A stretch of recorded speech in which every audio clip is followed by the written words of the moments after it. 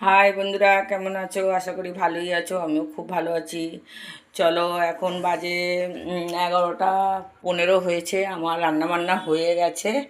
এ দেখো, সব তরকারি মরকারি হয়ে গেছে। গ্যাস পরিষ্কার করব, এদিকে ভাত করব, চাল এখনও ভিজাইনি।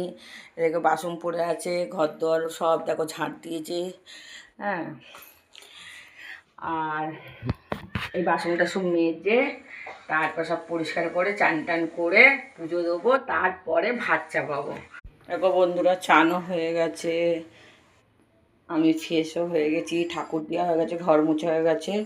চল কি কি রান্না করেছি তোমাদের সঙ্গে শেয়ার করি। দেখো, ভেন্ডি ভাতে আর বেগুন ভাজা তোমার দাদা ভাইয়ের জন্যে।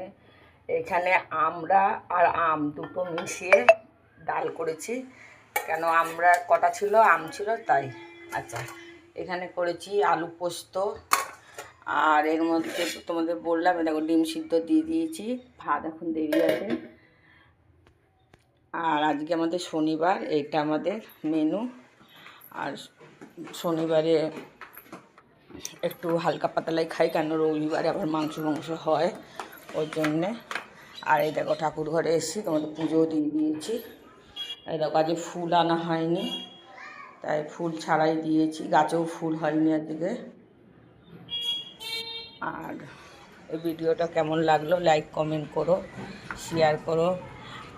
কোনো যদি ভুল হয়ে থাকে তোমরা জানিও, যেটা ভুল হয়েছে তাহলে আমি শুধরানোর চেষ্টা করব।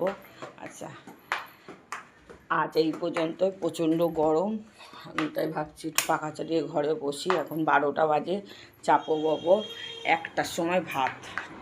আস্তে আস্তে তোমার দাদাভাই কলকাতায় গেছে, 2টো বাজবে। টাটা।